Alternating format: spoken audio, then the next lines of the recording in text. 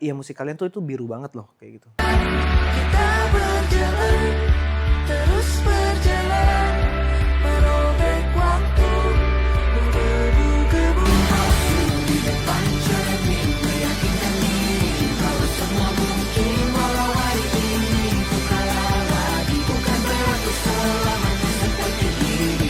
Kita juga nggak ngerti sebenarnya awalnya kenapa, tapi ternyata mereka tuh merasakan birunya tuh di gimana kita selalu bisa memberikan nuansa biru yang artinya sedih dikit gitu lah. Biru Baru sendiri kan juga sebenarnya di kolam yang sebelah kiri ya. Mungkin kalau kolam yang sebelah kanan tuh masih rigid lah, ada popnya. Maksudnya pasti secara global tuh pasti akan lebih ke pop gitu kan. Kita punya karakter apa ya udah kita suguhinnya itu gitu. Please banget, gue nggak mau band ini terkenal, pengen gue doang yang denger. Suka kayak kita kan kayak kalau lu doang yang denger kita nggak makan. Terus makan gimana? makan, bikin ya, ngeband kayak lagi, gitu. ngeband.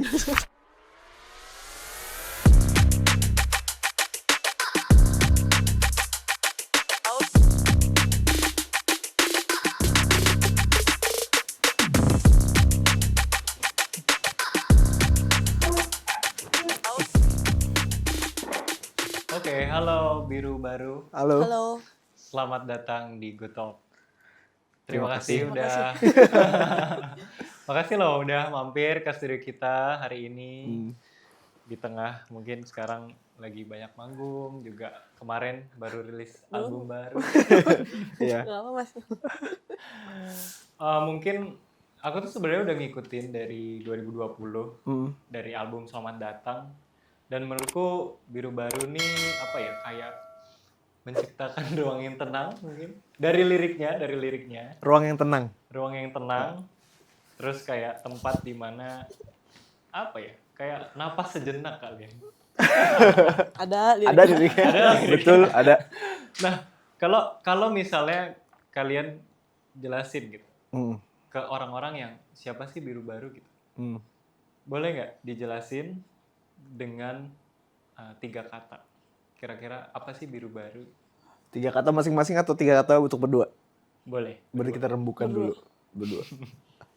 Gimana caranya? Ini kedengeran. Lo kata pertama, gue kata kedua, terus nanti kata ketiga yang kepikir. Oke. Gue dulu. Iya. Ya 3 kata, jangan boros ya. satu-satu kan? Satu-satu. Suka. Nah, satu kata kan? Enggak, ya 3 kalimat yang menjelaskan Biru Baru. Suka. 3 kalimat atau 3 kata? 3 kata. 3 kata yang menjelaskan Biru Baru. Suka-suka hati. Suka-suka hati. Kok diambil semua sih? Satu kata.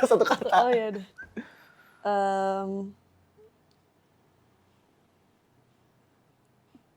Terserah. Itu bisa tuh. Terserah. Campur. Aduk. Itu dia, terserah campur aduk, itu dia. Kalau Biru Baru. Kenapa 3 kata itu? Mungkin karena gimana ya?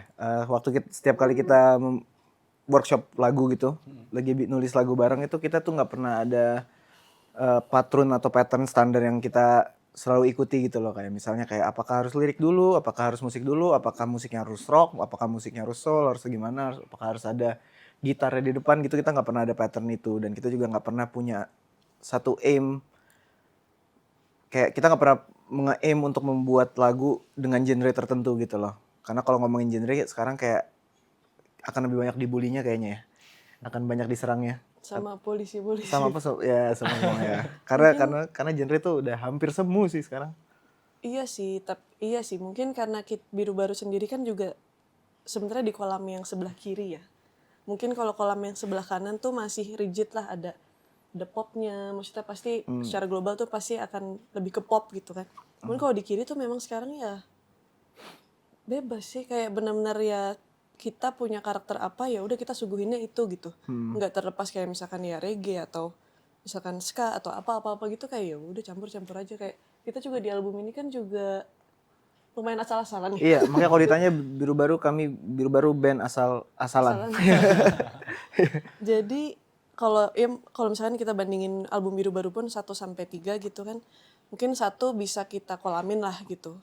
Post rocknya lebih kental, 2 pun juga kayak gitu. Tapi yang album ketiga ini kita cukup maruk ya. Maksudnya dalam artian kita juga nggak pengen bikin kayak gini deh, pengen bikin kayak gini juga nggak banget, jadi kayak ya udah yang keluar aja gitu. Mau ambil sampel, misalkan sampelnya breakbeat atau apa, ya udah masukin, celupin, celupin, jadi Ya makanya kita campur aduk kan. campur aduk. Iya.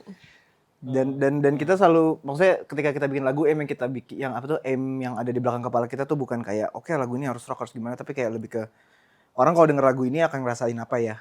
Jadi kayak misalnya kalau liriknya memang kita sesuatu yang tentang marah, ya kita membuat sesuatu lagu yang terkesan marah, dan ya mungkin cara kita mentranslate kemarahan itu dengan cara mengadakan gitar-gitar distorsi, drum-drum yang tersaturasi gitu, yang hasilnya juga jadi orang bilang rock gitu.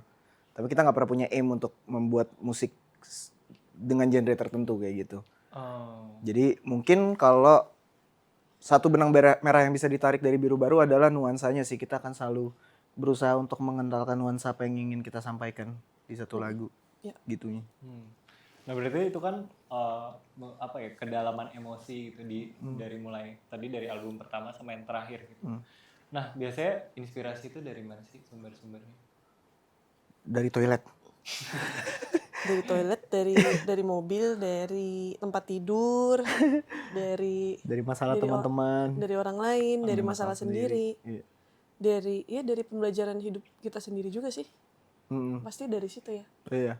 Karena kita bukan tipe penulis yang bisa membuat sebuah cerita fiksi di kepala kita gitu. Oke. Jadi kita selalu menulis apa yang memang terjadi di either kehidupan kita atau kehidupan teman kita, atau mungkin kita mendengarkan cerita tentang orang lain. Kayak di album 1 tuh ada Senin dan Stasiun, itu cerita dari teman kita tentang orang lain. Tapi kayak kita menangkap nih perasaannya. Tapi kalau untuk membuat sebuah cerita fiksi di kepala kita, Jarang sih. iya, kita bukan tipe orang yang kayak gitu ya Taya. Paling untuk penulisan lirik misalkan kita butuh part verse yang kayaknya bisa kali ya kita bikin penggambarannya kayak menari-nari atau apa gitu, cuman ya udah sebatas itu doang, nggak yang kayak satu skenario dalam lagu itu tuh kita benar-benar kita bikin sendiri gitu, imajinasi gitu, kayaknya jarang sih. Iya, betul. Kalau misalnya ditanya, boleh nggak satu potong lirik atau nada yang paling gambarin perasaan kalian sekarang? Mungkin dari album yang Biru kali ya, Mungkin. karena kayak benar-benar lagi, maksudnya kita baru rilis juga, masih anget gitu. Kalau gue mungkin dari Aku Bisa Apa sih, dari lagu yang judulnya Aku Bisa Apa, itu ada part bridge. Sering ku mempertanyakan bila ku ambil pilihan. Gue lupa, tolong lanjutin. Sering mempertanyakan bila ku ambil lain pilihan. Di mana aku sekarang? Dalam kepala kita lebih menderita. Hal buruk yang belum tentu nyata. Jadi kayak mungkin lebih ke sisi apa ya, sisi kalau bagi gue personally mungkin reflect apa yang udah terjadi sekarang tuh. Sometimes gue selalu berpikir kayak kalau itu gue ambil hal ini gimana ya, butterfly effect-nya apa ya gitu. Cuman kalau dipikir-pikir ya itu semua di luar kendali kita, dan mungkin yang terjadi sekarang tuh bisa jadi yang kita harapkan seharusnya terjadi tuh lebih buruk gitu daripada yang saat ini gitu. Jadi untuk saat ini tuh lagi relate si part itu di Aku Bisa Apa. Kalau sekalian? Jujur, Jujur. jujur gue lumayan terpukul kemarin timnas kalah ya. Oke. Maksudnya bukan cuma sekedar kalah, tapi kayak akhirnya mungkin mimpi yang kita bangun udah dari 2 tahun lalu, tim yang udah kita bangun dari 2 tahun lalu, dan jujur gue cukup mengikuti dan juga keluarga gue cukup mengikuti. Jadi kayak hari ini aku kalah lagi, itu cukup somehow memberikan emosi yang lebih dalam untuk kasusnya timnas ini. Karena berarti kita harus menunggu 4-5 tahun lagi. Iya. Gitu. Berarti udah gak lanjut ya? Udah gak lanjut. Gitu. Dan kayak bukan masalah bukan masalah, masih ada esok hari. Setelah gue pikir-pikir, untuk kasus timnas ini gak ada esok hari lagi. Ada 5 tahun lagi, 4 tahun lagi. Jadi kayak ya lumayan terpukul sih. Dengan tuh. Nah, oke. Di samping itu kadang kan, bukan kadang, maksudnya kita kan mungkin orang berpersepsi biru itu sering diartikan tuh tenang, lautan, luas, awan.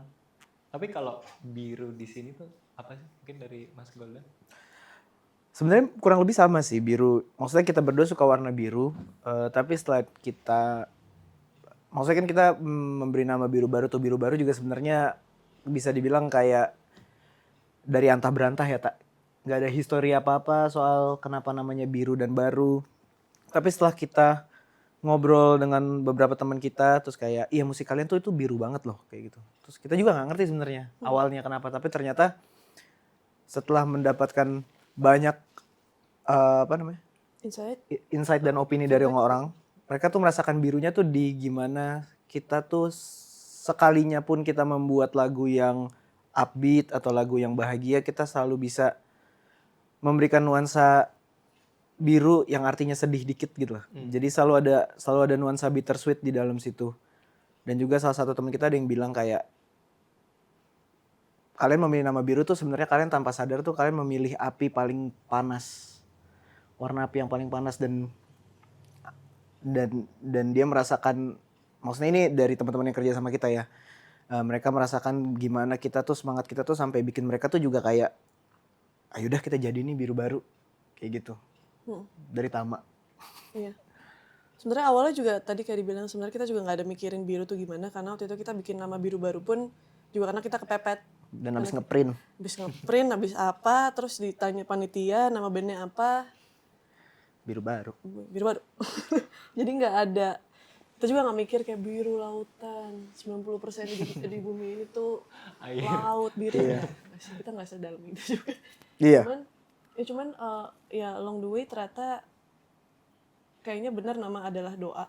Jadi lama-lama musik yang kita bikin ternyata arahnya ke situ, ada birunya yang dimana kayak itu tadi kayak Golan bilang selalu ada sedihnya, bahkan di lagu yang happy gitu kayak Benderang misal ada part yang bridge-nya kayak rasanya kayak kok jadi sedih ya. Tapi habis itu di refnya kita loncat-loncat lagi, selalu itu sih yang kita bahkan even di produksi pun kayaknya kalau happy banget tuh gimana gitu. Enggak, kadang kita juga mencoba untuk happy banget, tapi tetap tiba-tiba muncul aja tuh sedihnya. Iya, nggak tahu gimana entah dari chordnya atau apa petikan gitar apa gimana gitu, pasti ada aja di situ. Mungkin itu sih yang paling gambarin kita ya. Momen ngeprint itu tahun berapa? 2018. November 2018 betul. 7 tahun. 7 tahun. Iya, 7 tahun nama itu udah ada Biru Baru. Lama juga ya. Kalau anak udah SD kelas 2 ya? Kalau anak udah kuliah kalau pinter. Cepetan Kalau dong. pinter udah kuliah. Tapi ada nggak momen dimana si proses itu ngajarin ke diri kalian sendiri? Hampir semua prosesnya mengajari sesuatu ke kita sih. Apalagi kayak rekaman. Rekaman itu suatu proses yang cukup menyiksa sih, bisa dibilang. Workshop lagu tuh itu karena kita tuh dipaksa untuk menggali diri kita kan. Jadi kalau kita lagi happy ya yang keluar akan happy, kalau kita lagi sedih yang keluar ya akan sedih gitu. Mau di gimana pun itu akan keluar moodnya di situ, kayak tata nyanyinya akan jadi lebih sedih, petikan gitarnya akan lebih sedih. Jadi kayak satu hal yang paling mengajari, mungkin ini gue pribadi ya, tapi gue ngerasa sih lu juga merasakan kayak kalau kita mau rekaman tuh kita benar-benar harus siap dengan segala yang akan terjadi. Kayak harus siap dengan perasaan apa yang akan lu hadapi. Karena waktu itu kita cari waktu lain, kita bikin lagunya kayak oh happy nih, happy. Terus tiba-tiba ada verse 2 yang liriknya ternyata gue gak nyangka kayak gitu. Nangis juga gitu. Pas ngebaca liriknya. Kayak gitu. Iya sih, memang unpredictable sih. Kayak ya contoh di album ini kan sebenarnya kita secara penulisan pun juga lebih gamblang ya. Kita lebih mencoba untuk kayak ya udah brutal aja, kita kasih kejujuran yang emang ini tuh dari kita, dari pengalaman kita gitu. Dan di proses itu juga nggak mudah gitu. Apa yang kita tulis di album ini atau album sebelumnya itu pasti kan dari pengalaman kita sendiri gitu. Dan kita udah melewati itu sampai di tahap dimana kita udah bisa ngeluarin ini menjadi sebuah tulisan. Pun juga kayak kita 7 tahun berteman pasti kan ada naik turun juga gitu. Nah dari situ kita juga belajar. Ada masalah apa gue pribadi juga belajar, Golden pun juga belajar. Jadi semuanya tuh proses dari album 1, album 2, album 3. Semuanya tuh akan terasa beda, terutama di album 3 ini juga. Kerasa banget sih. Dan maksudnya kayak momen yang paling berat adalah ketika kita sedang merasakan perasaan itu, terus kita coba buat nulis. Jadi kayak ada jembatan yang lebar tuh di antara lu merasakan sesuatu sampai lu akhirnya bisa menulis sesuatu. Jembatan itu tuh yang paling berat, ya nggak sih? Karena kalimat apa yang mau dipakai untuk menjelaskan, terus kayak gimana caranya lu menjelaskan perasaan yang sedang lu rasakan, itu kan bukan hal yang mudah untuk, ya mungkin ada banyak penulis yang mudah kayak gitu ya, cuman kita tuh cukup sulit untuk menjelaskan perasaan yang kita rasakan kalau memang kita sedang benar-benar lagi panas-panasnya gitu. Jadi kayak itu sih, jembatan itu yang selalu menjadi writer's block kita ya. Iya, Heeh. ngerti sih. Kalau gue pribadi pun juga ngerasanya kayak, misalkan gue tahu nih mau ngomongin ini gitu, gue tahu merasakan suatu spektrum perasaan gitu. Tapi gue menunda untuk menulis karena gue tahu di saat gue mau menulis, gue harus tenggelam dulu, ngerti? Iya betul itu. Itu sih.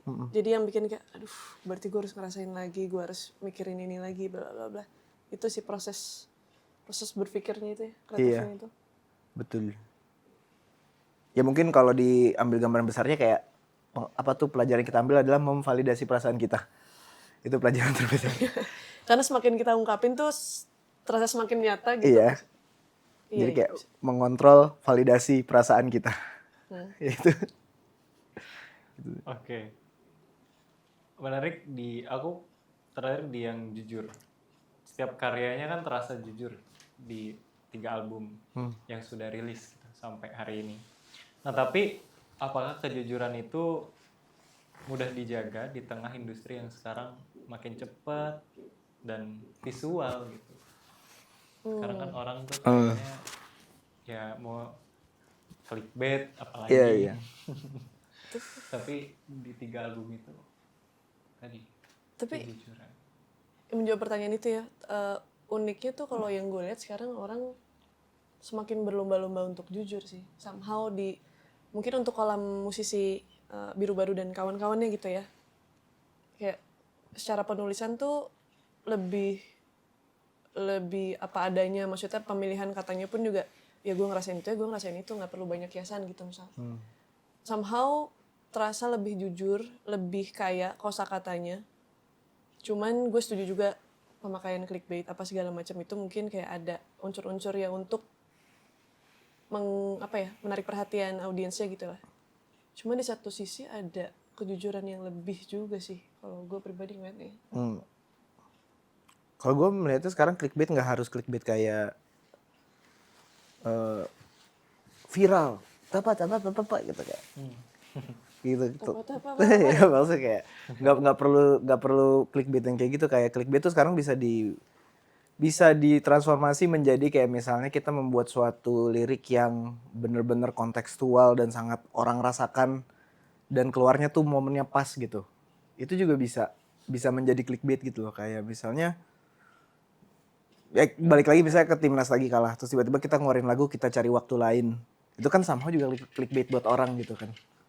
Ngerti nggak sih? Jadi kayak nggak selalu kita harus membuat sesuatu yang bisa dibilang di bawah standar yang kita inginkan untuk bisa mendapatkan clickbait itu sebenarnya. Masih banyak cara untuk bisa mengakali apa ya bahasanya itu ya? Situasi. Mengakali situasi. Gue nebak aja sih. Tapi betul. Masih mencoba. Tapi betul kayak gitu maksudnya. Okay. Tapi intinya kita tetap jujur sih, kita nggak bisa bikin lagu nggak jujur. Pernah nggak sih kita bikin lagu nggak jujur? Pernah. Yang mana tuh? Bukan nggak jujur ya, tapi Sebut kita aja, sebut. album 2 sih.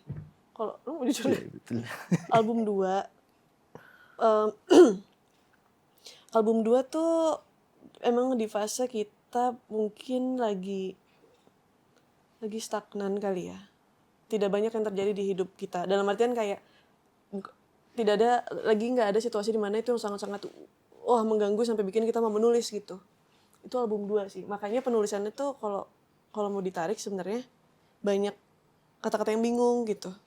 Kayak contohnya lagu Aku Butuh Apa Lagi. Tapi kita jujur, kita bingung di situ. Jujur bingung sih. Tetap jujur di situ. Tetap jujur sih.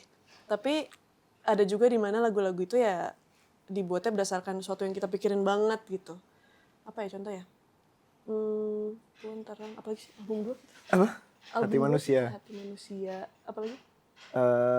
Memudar. Memudar. Muda bener dong. Benar sih. Tapi secara penulisan waktu itu kita emang agak struggle. Maksudnya dalam artian bukan yang secepat kita biasanya nulis kalau benar-benar itu ngerasain gitu. Tapi bukan berarti nggak jujur, cuman emang lebih harus apa ya, kita tuh ngerasain apa sih kalau lagi lebih sulit aja gitu. Dan semenjak saat itu kita mencoba lagi untuk kayaknya udah deh kita mending tulis apa yang benar-benar kita rasain aja. Kayak yang benar-benar kayak yang mengganggu aja. Iya. Kalau memang cuma 8 lagu ya 8 lagu. Nggak usah. Iya, dan uniknya pas kita nulis kebingungan itu tuh setelah album 2 itu tuh kita tambah bingung.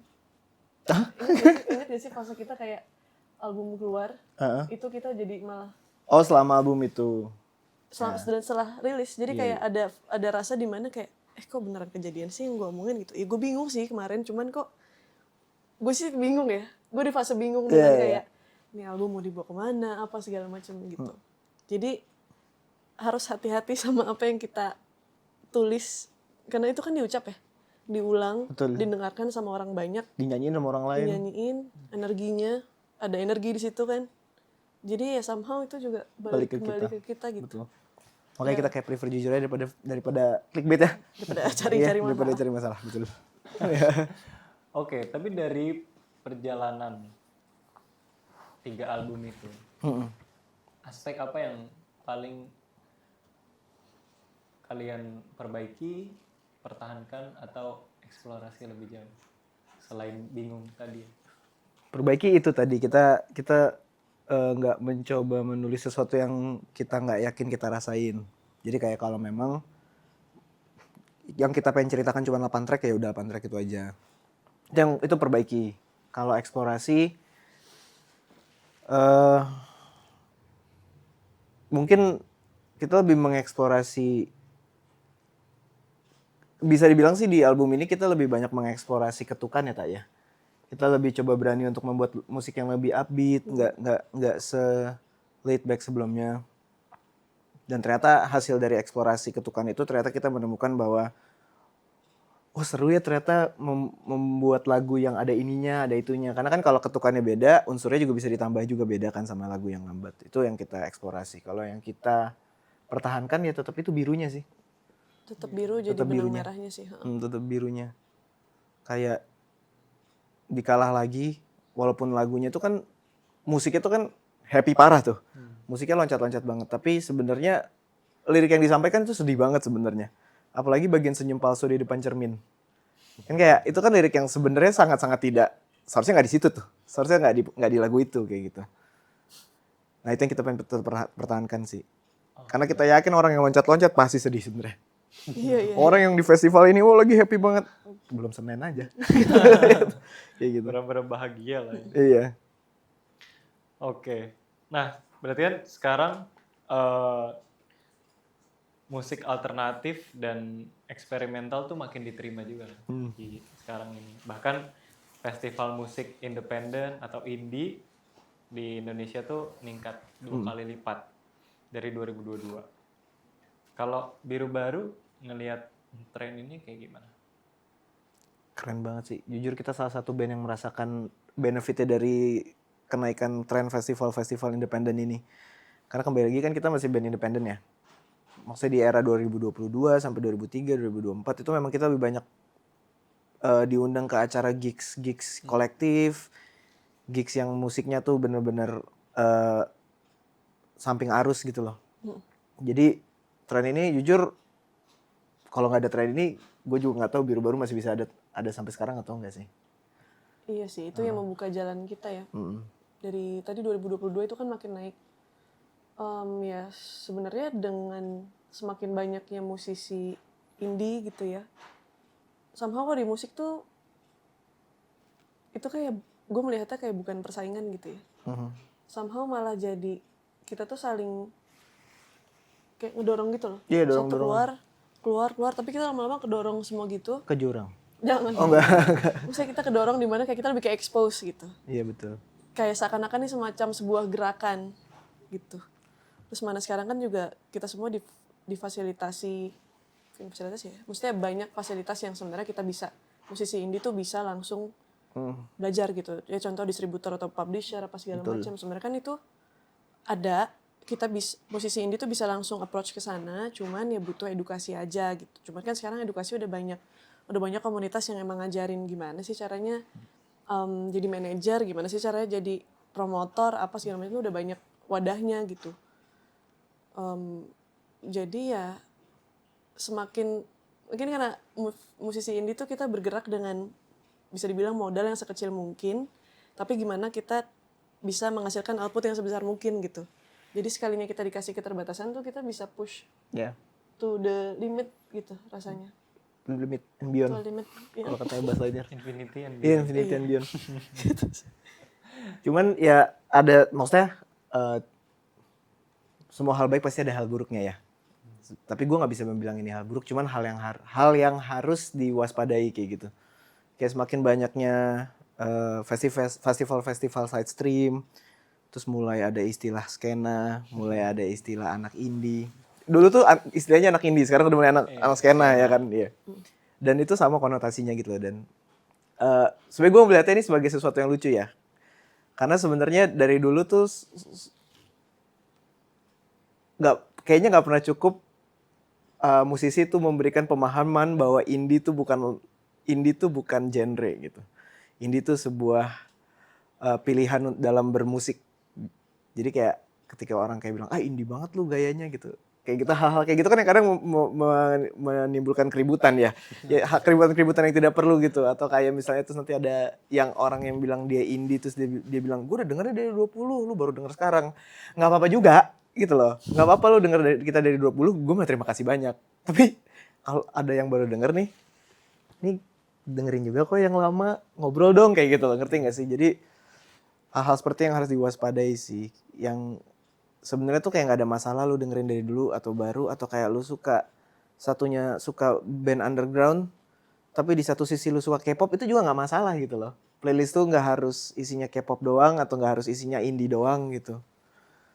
Itulah yang mungkin itu sih yang cuman yang mengganggu hati gue ya sampai sekarang ya, karena kayak dengar band ini terus kayak ini mah ini banget, ya nggak apa-apa, kayak maksudnya kayak ini mah band ini mah kayak band ini banget gitu, ya nggak apa-apa, udah nggak apa-apa.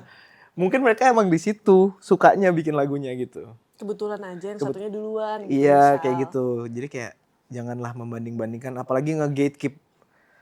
Kita tuh pernah waktu itu masuk ke TXT anak indie, gara-gara di video klip kita ada yang bilang kayak please banget gue nggak mau band ini terkenal, pengen gue doang yang denger. Terus kayak kita kan kayak kalau lu doang yang denger kita nggak makan. Termakan gimana? Kayak gitu. Ya hal seperti itulah itulah kayak ya udah musik aja, itu sesuatu yang dinikmati aja bersama. Gak usah diklasifikasikan, gak usah dikelas-kelasin lah. Gitu kali ya. Memunculkan banyak polisi-polisi. Iya, polisi ya. Skena. Betul. Kalau tadi kan festival atau kita ngomongin Indonesia gitu.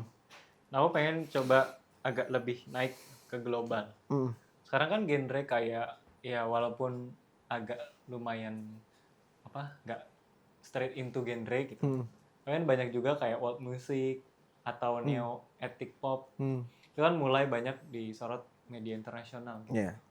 Nah, kalau dari kalian nih, apakah Biru Baru ini melihat peluang momentum saatnya bawa Biru Baru dari Indonesia ke dunia internasional? Dengan membawa unsur budaya Indonesia itu ke. Sebenarnya itu dari dulu, sudah hampir dari dulu kita selalu bawa ya Tak ya. Kita selalu pengen nyisipin unsur-unsur etnik, karena di beberapa lagu kita kayak contohnya tuh ada Benderang, itu kita ada nyampel suara kolintang, ada angklung juga di situ. Cuman memang akan selalu sulit untuk kita bisa berkompetisi di internasional kalau kita tidak mendapatkan dukungan yang cukup juga. Kayak maksudnya kan kita juga mau gimana pun kami Biru Baru tetap band independen gitu. Budget kami terbatas. Untuk memproduksi sesuatu yang bener-bener grande yang berunsur etnik itu membutuhkan biaya, karena kan Indonesia luas banget, nggak kayak gamelan aja ya paling bisa dihitung jari lah di sini berapa komunitasnya. Misalnya kolintang, apakah kolintangnya tuh bisa kita dapat kolintang yang standarnya kromatik gitu yang 440 gitu kan, kita kayak harus ke pulau mana itu kan tetap biayanya mahal ya. Tapi kalau dari kita pribadi sih kita selalu pengen ya kalau memang punya kesempatan untuk bisa menebalkan unsur etnik itu Ya dengan karena budget dari yang dulu cukup. sih awal kita membentuk Biru Baru gitu, kita juga menamakannya Etnik art pop. ethnic art pop, yang dimana memang di situ kita gemes banget untuk masukin unsur-unsur kayak tang ting tung gitu, Gamelan, gamelan kolintang. atau apa itu banyak, dan unsur itu juga kita masukin ke aransemen live gitu. Mm-mm. Cuman ya memang kita nggak bisa pungkiri juga makin kesini mungkin kalau kita disebut ethnic art pop lagi, gue rasa etniknya itu mungkin sudah mulai blur untuk album ini mungkin ya. Untuk saat ini udah mulai blur karena kita juga ada eksplorasi tadi, kita ada memperbaiki mungkin dalam segi penulisan, dari segi teknis apa segala macam. Dan kita sedang berproses nih di sini gitu. Kita nggak tahu apakah kedepannya nanti kita akan bawa unsur itu lagi atau tidak, atau mungkin kita ada kesempatan untuk kolaborasi dengan budayawan siapa, kita nggak tahu kan. Iya, Saung Maung Ujo kan kita selalu pengen Iya, dan nongkrong Mang Ujo. kita selalu pengen bisa berada di situ juga gitu. Cuman ya bener kayak kata Golden itu nggak mudah, nggak murah. Dan tidak selalu accessible gitu loh, ngerti gak sih? Iya, Itulah sebenarnya tetap ya itu kendala budget aja sih. Tapi kalau kayak kita cukup yakin ya pada saat itu kayak bisa kok Indonesia apa tuh membuat sesuatu yang modern tapi dengan unsur etnik, dan emang terbukti memang bisa sih. Kayak contohnya Alfie Rev pun berhasil menciptakan hal itu gitu. Kenapa Nusantara Beat apa? Nusantara Beat. Iya, yang dari Denmark apa Amsterdam? Oh iya. Iya. Iya, Nusantara Beat. Itu kan sekarang juga lagi akhirnya orang-orang kayak wah keren ya dan memang ya emang keren gitu. Maksudnya, Iya. cuman kayak ternyata mereka sangat berani untuk bisa tanda kutip exploit ethnicity itu, sehingga kayak orangnya juga baru sadar oh ternyata bisa diginiin ya. Bisa modern, bisa campur tradisional gitu, itu sangat bisa dan bisa didengerin halayak luas gitu. Yang kunci harus kompak, harus semuanya mau sih.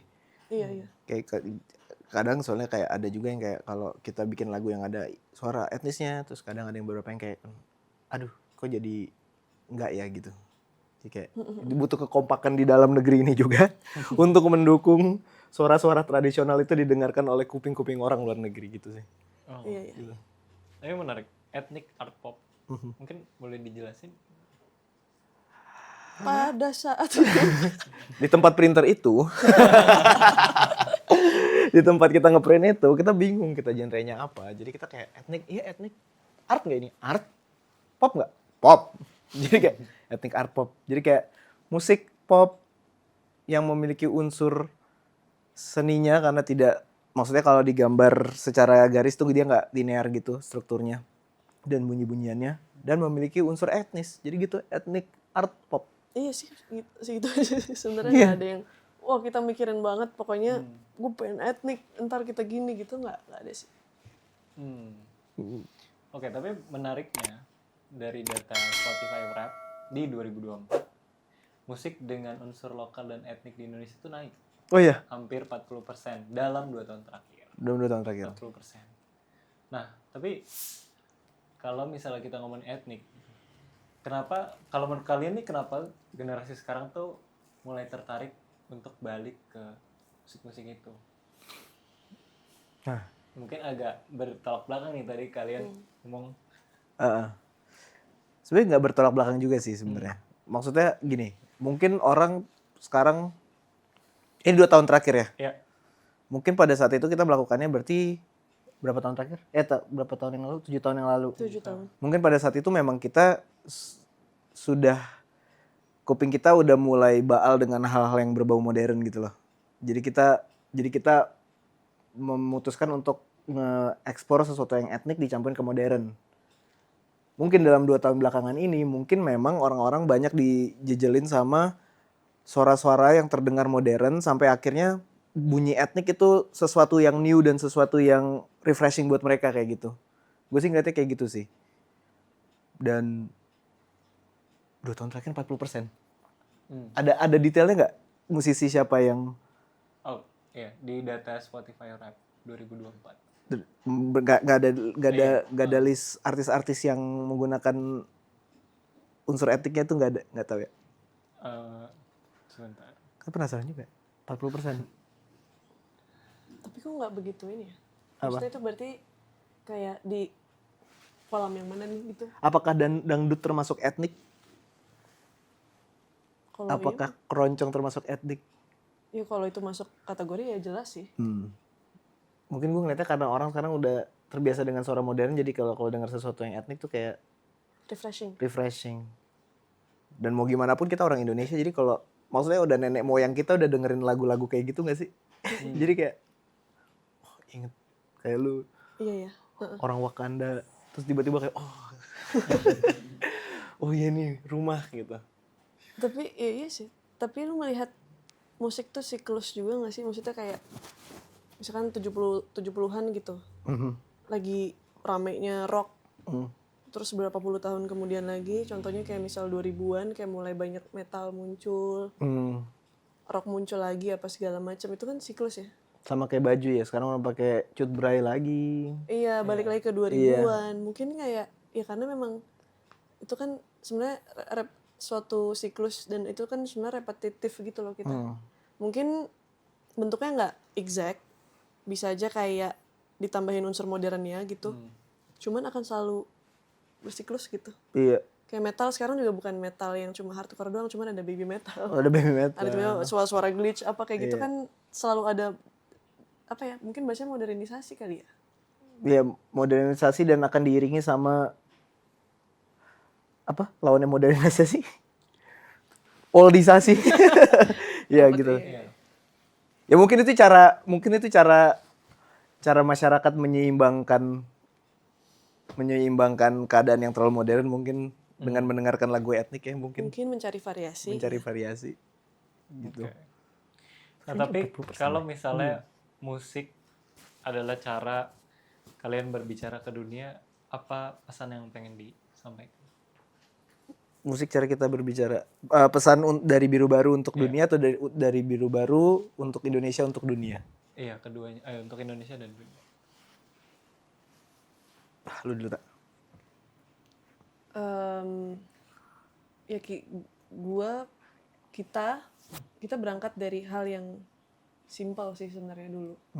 Sesimpel kayak kita cuma ya Golden main gitar, gue main drum, Golden udah mulai produce musik duluan, terus gue juga suka cover-cover, terus kita ketemu dan di situ ya kita sesimpel bikin apa, kita juga dulu nggak kayak kita suatu malam tiba-tiba mainin MIDI controller aja gitu, yang kita juga nggak bikin band kali ya gitu, nggak ada juga. Jadi pure benar-benar karena kegemaran kita sendiri, kecintaan kita terhadap musik dan bentuk kita mau mengekspresikan diri juga. Sesimpel itu dan kayak sampai sekarang kita bertahan 7 tahun tuh rasanya kayak bentuk kebebasan. Jadi Biru Baru tuh bentuk kebebasan? Bisa sih, maksudnya iya gak sih? Karena Biru Baru bagi gue adalah pelarian gitu. Kayak gue mencari kesenangan di sini, gue pengen mencari kebebasan tanda kutip itu tuh ya di Biru Baru gitu. Bentuk escape gue tuh di Biru Baru. Jadi mungkin pesan apa yang disampaikan, mungkin kalau gue personally ya gue pengen kita somehow bisa menginspirasi orang-orang untuk ya kita semua bebas kok untuk ngomong aja, lu ngomong apa gitu. Tanpa ada kayak harus, lu gak boleh nggak usah gini, lu gak boleh gini, lu gak boleh gini. Karena sekarang semua orang bisa ngomong apa aja. Mungkin itu kali ya, untuk berangkatnya gitu kayak. Karena kita juga gak ada alasan yang sangat deep, pengen mengubah dunia gitu kan. Orang gak gitu. Melakukan gerakan apa gitu enggak juga. Gerakan apa itu? Ayo. Iya deh. Itu enggak sih, kalau gue pribadi itu. Susah sih, kalau gue mungkin terlalu wide sih karena materi yang kita bawain juga banyak kan. Tapi gue selalu percaya kayak yang orang-orang bilang tuh kalau lu mau tahu budaya sebuah negara atau budaya sebuah daerah itu lu bisa dengerin musiknya. Kayak kalau kita pengen tahu gimana budaya Papua, kita dengerin aja musiknya gitu. Jadi mungkin pesan untuk Indonesia adalah karena kita termasuk Gen Z ya, kita termasuk Gen Z ya. Gen Z awal. Gen Z, pesan untuk Indonesia adalah kalau kalian mau tahu apa yang sedang terjadi dengan anak-anak muda sekarang, anak-anak yang sedang berjuang, dengerin lagu kita. Gitu. Mungkin itu pesannya ya. Kayak nggak ada pesan spesifiknya tapi kayak setiap lagunya menceritakan hal yang berbeda-beda. Kalau untuk dunia sih kayak pesan yang pengen gue pribadi sampaikan dari Biru Baru kayak ada kok musik kayak gini di Indonesia. Dari situ dulu karena kan nggak ngerti bahasa kan, nggak ngerti bahasanya. Gue berharap orang-orang luar negeri itu tidak melihat Indonesia sebagai bangsa yang tidak modern gitu, bangsa yang tidak bisa mengikuti pergerakan arus pergerakan zaman gitu. Itu sih statement yang selalu pengen gue buat. Makanya gimana kalau kita live terus gue selalu memikirkan sedetail-detailnya supaya kalau memang suatu hari orang luar lihat gitu kayak mereka kayak di sana juga udah sampai kayak gini ya kayak gitu sih. Kalian tadi bilang juga banyak pesan dari kejujuran gitu. Nah, gue penasaran di album Selamat Datang ada lagu Panjang Umur. Ya. Apa sebenarnya doa yang pengen kalian harapkan biar pendengarnya bisa rasain atau aminin atau kalian pengennya pendengarnya kayak gimana? Kalimat pertamanya sih panjang umur untuk semua hal yang baik. Jadi kayak gue berharap semua orang bisa mengaminkan segala yang baik menurut mereka karena kita nggak bisa ngejudge apa yang baik atau yang buruk ya. Jadi kayak sesuatu yang kita pengen untuk pendengar kita aminkan adalah segala hal baik yang menurut mereka baik. Makanya itu ditaruh di depan panjang umur untuk segala hal yang baik. Tuh. Pun juga di situ kan kita juga berkolaborasi dengan fans ya. Kita minta mereka untuk submit doa mereka. Jadi doa mereka kita kumpulin terus masuk ke dalam lagu itu dan itu ada part yang dimana kayak bisik-bisik itu semuanya sebenarnya original dari fans kita pada saat itu yang emang submit untuk dimasukkan doanya gitu. Ada yang semoga pinsetnya ketemu, ada yang semoga kakak cepet pulang. Iya sebenarnya apapun itu yang baik untuk mereka kan kita bilang hal sesimpel pinsetnya hilang. Iya bisa aja kayak kalau malam suka kram, semoga nggak gitu lagi, itu hal yang baik gitu. Jadi kayak pokoknya segala yang baik aja lah diaminin gitu. Iya. Mungkin bentuk apa ya? Memang cukup powerful. Maksudnya di panjang umur itu kan karena tadi gue juga sempat bilang kalau apa yang kita tulis itu kan sesuatu yang kita ucapkan dan dengarkan dan itu akan terus ada di situ. Jadi itu harapannya sampai sekarang pun mungkin masih bergulir. Energi positifnya mungkin. Ya itu sih harapannya kalau dari panjang umur. Mungkin kalau tiba-tiba Biru Baru udah nggak ada berarti udah bukan hal yang baik Biru Baru. Udah bukan hal yang baik berarti. Karena udah nggak didoain. Udah nggak panjang umurnya. Oh iya itu. Oke. Kalau misalnya diminta apa menurut kalian suara Indonesia masa depan? Menurut Biru Baru? Suara dalam konteks musik. Iya. Suara Indonesia di masa depan. Tahun berapa? Masa depannya sedepan apa nih? Karena nanti ada follow up question yang nyebutin tahun. Oke. Jadi gue nggak nyebutin di tahun berapa. Suara Indonesia di masa depan akan semakin lantang sih. Dalam hal konteks yang diceritakan. Gue yakin orang Indonesia sekarang, maksudnya gue cuma bisa komentar generasi muda karena kebetulan kita kita juga anak Gen Z gitu ya. Tapi kayak Gen Z zaman sekarang tuh sudah jauh lebih lantang suaranya dibanding sebelumnya. Ngerti?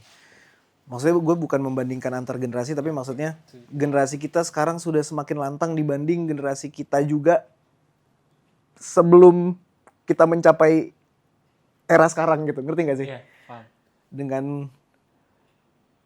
Dengan internet, dengan TikTok, dengan Instagram, aksesnya semakin gampang. Kayak gue inget dulu teman-teman seangkatan kita banyak yang gak pede depan kamera buat ngomong. Tapi sekarang mereka karena lingkungannya sudah rata-rata kalau bikin konten tuh pakai muka, semuanya jadi pakai muka. Dan opininya tuh semakin lantang gitu loh.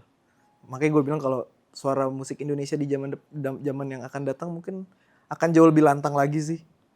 Mungkin lebih lantang kritiknya, mungkin lebih lantang happy-nya, mungkin lebih lantang sedihnya. Gue nggak tahu tapi mungkin pasti lebih ekspresif. Iya sih, setuju sih. Ya karena dibantu dengan platform sosial media apa segala macam gitu ya. Lu mau ngomong apa itu tadi gue bilang nggak ada batasan gitu. Lu mau ngomong apa aja juga bisa dan mungkin nggak hanya dalam mungkin nggak hanya dalam kritik gitu, tapi kayak mungkin kayak bentuk kualitas secara production.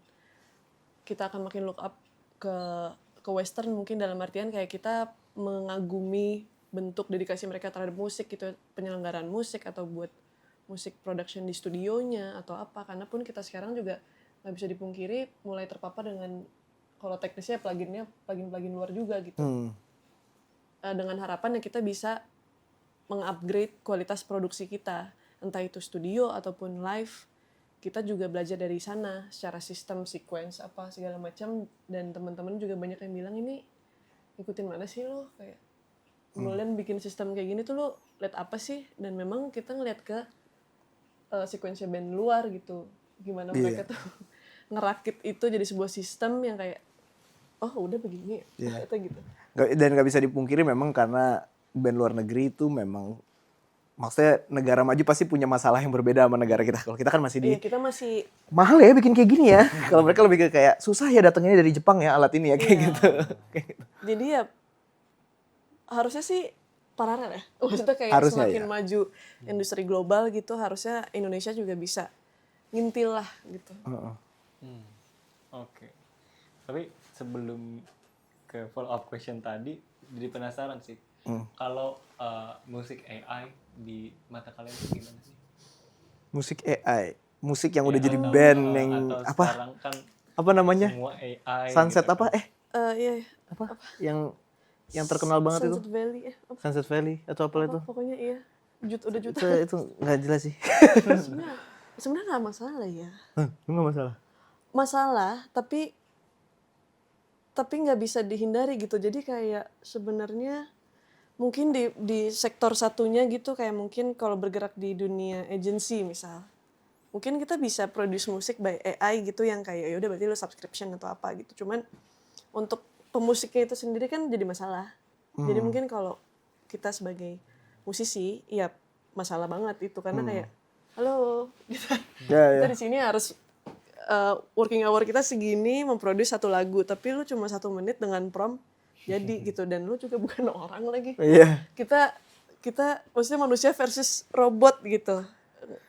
Tapi nggak bisa di, maksudnya gue melihat musik AI itu bisa ada di Spotify itu sesuatu yang aneh, karena pertama berarti kurasinya Spotify itu apa sih, kayak siapa sih yang boleh naruh di Spotify. Tapi yang gue kagumi juga dari musik AI adalah itu berarti orang yang bikin prompt di baliknya sepinter apa sampai bisa membuat lagu yang kalau kita dengar kita nggak kasih tahu itu AI itu nggak kerasa itu AI gitu loh. Maksudnya itu orang yang bikin prompt siapa gitu. Gimana cara dia bisa bikin kayak gitu sampai Itu berarti semua suaranya itu kan yang udah recorded dong, yang ada di internet dong. Iya. Atau ya sengaja di record di mungkin kayak di dashboard tertentu gitu. Ya untuk dibikin suatu prompt terus jadi lagu AI gitu. Cuman ya tetap lu, ya ini untuk 2025 ya, kita masih AI-nya masih sekedar di Spotify gitu misal. Terus lu bayangin udah mulai di live misal, terus kayak mulai dibikin visualnya orangnya juga CGI gitu-gitu. Kita nggak tahu akan dibawa kemana gitu. Iya, dan sebenarnya gimana ya? Aduh, gue bingung juga jelasin ya. Gue masih merasa nggak bakal bisa menggantikan manusia lagi, karena kayak Iya sih. kedekatan emosinya ketika lu nonton band yang emang kayak oke keren banget nih, tapi ternyata AI, dibanding kayak lu nonton orang manggung yang lu tahu nih kalau misalnya kayak nggak sengaja, misalnya lu nonton Coldplay gitu misalnya. Wah gila keren banget, terus tiba-tiba ternyata dia lagi nyeker di mana? Di BKT ya, lagi nyeker. Deket taman apa tuh? Iya lagi nyeker gitu. Itu kan udah sesuatu yang beda gitu loh. Rasanya kedalaman emosinya tuh udah beda gitu. Nggak mungkin lu kayak tiba-tiba nemuin vokalisnya band AI lagi. Mungkin suatu hari bisa sih. Itu akan selalu menjadi masalah karena kita nggak tahu akan sejauh mana ini dibawa kan. Film Black Mirror, Her, yang Black Mirror yang si Miley Cyrusnya sakit terus diem-diem kreatif dia diambil gitu. Iya. Bisa jadi bener ini gitu. Iya. Tapi sampai saat ini, sampai detik ini, gue masih merasa AI belum bisa digantikan manusia. Iya. Kedalaman emosinya beda. Dan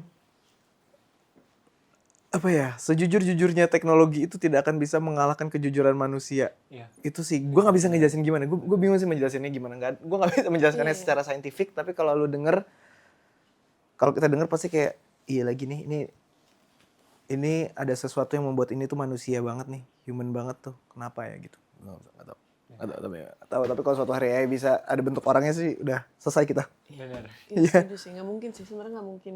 Tiba-tiba Ultron bisa nyanyi gitu, lo bayangin.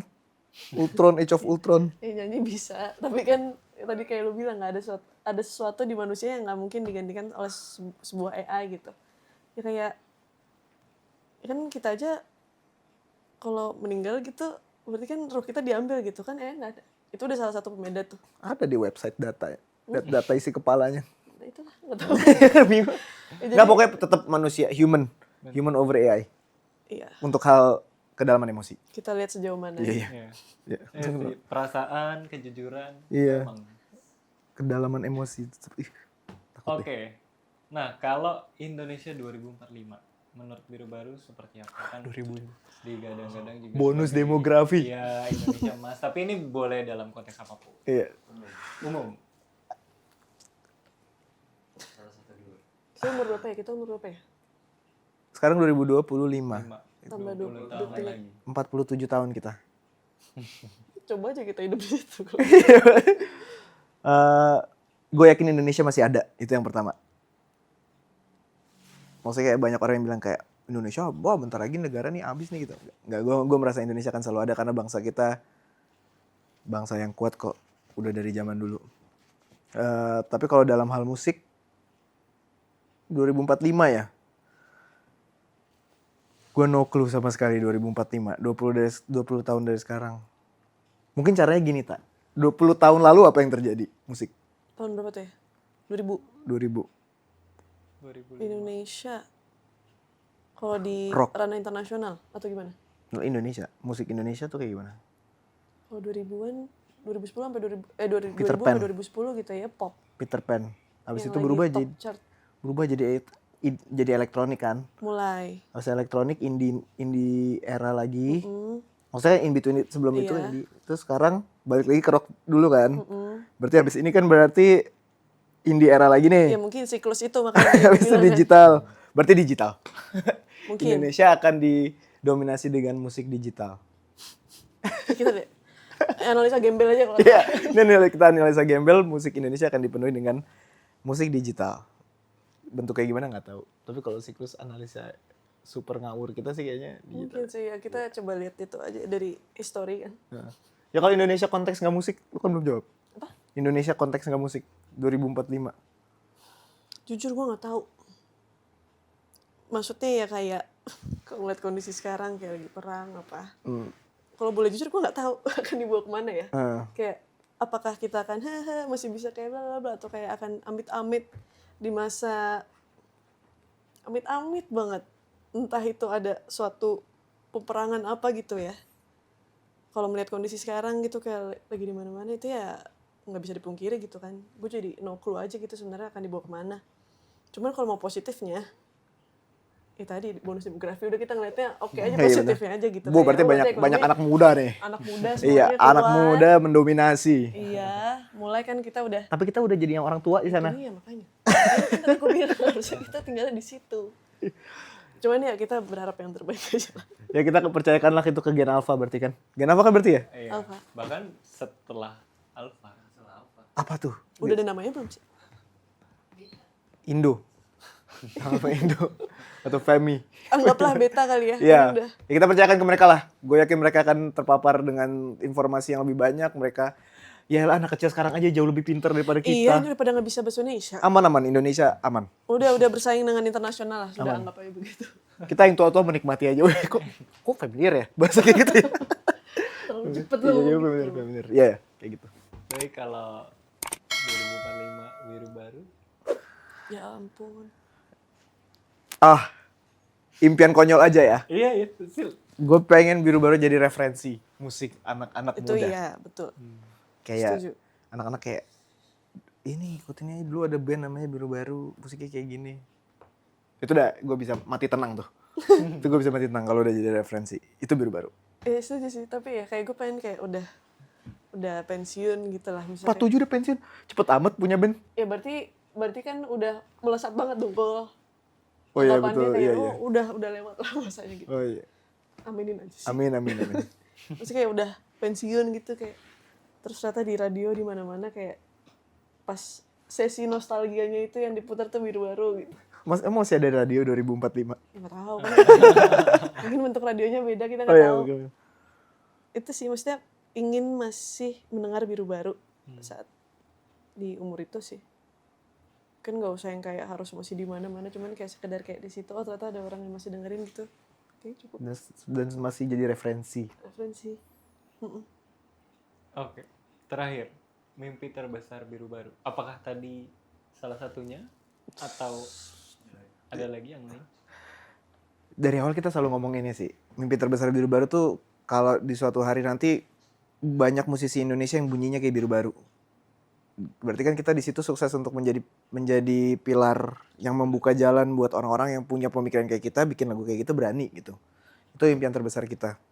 Ya semoga akan ada band-band baru yang muncul yang maksudnya Biru Baru juga belum seberapa gitu, tapi maksudnya gue berharap banyak band yang mulai berani menawarkan dimensi suara kayak Biru Baru gitu. Terus mimpi besar selanjutnya tour Southeast Asia kali ya. Itu udah cukup besar sih. Southeast Asia. 70 70 titik lah. 70 titik world tour tuh ya. Iya. Bisa lah, sampai Bisa. ke pedalaman juga. Iya. Sama kolaborasi sama Linkin Park. Ya kan? Tapi vokalisnya Chester. Nggak bisa dong. Oh nggak bisa ya? Nggak bisa. Mungkin dasar AI kan? Iya nggak Oh bisa iya ya? itu bisa. Iya sih, tapi kolaborasi kali ya. Iya mungkin kolaborasi sih. Impian terbesar tuh pengen sama Coldplay ya. Masih terlalu besar ya. Itu aja udah nggak tahu kemana itu. Oh, Chris iya. Martin kalau di situ. Oh iya. Iya, tapi kan kita sering bilang kalau kita tuh pengen Biru Baru tuh lagunya dikemas dalam bentuk orkestra. Oh iya betul. Ini kolaborasi sama Mas Erwin Gutawa itu udah mimpi yang cukup besar. Iya besar banget itu kalau bisa kejadian. Itu dulu kali ya. Itu dulu bisa disampaikan. Ntar kalau kita ngomongin mimpi ini kita domprak di sini kayak Bisa. lu kebayang gak sih tak gitu. Kebayang gak sih? Iya. Oh itu. Oke, siap. Goldan Tata. Terima kasih banyak Thank Terima you. kasih. Thank you so much. atas obrolannya di sore hari ini. Terima kasih dia udah memperkenalkan. Mungkin baru ada yang dengar ethnic pop art. Art pop itu tadi dan juga Ini ganti aja. Masih lucu deh itu. Ya. sekali lagi thank you udah mampir ke studio kami dan juga Terima kasih. cerita ke kawan-kawan Genevi. Terima kasih Semoga teman-teman ini Genevi. membawa dampak baik bagi semua. Amin. Sama Biru Amin. Baru. Amin. Dan sukses di mungkin 70 titik tadi. Amin 70 Sampai titik. Asia. Kelurahan di Iya, Vietnam, betul. Laos. Di Tangerang Selatan tuh di Jalupang, Legok, Lengkong, cuma geser-geser tuh 70 titik. Pelabuhan Merak. Pelabuhan juga bisa. Merak, iya. Banyak. Oke, siap. Thank you and Thank have a you. good day. Terima kasih.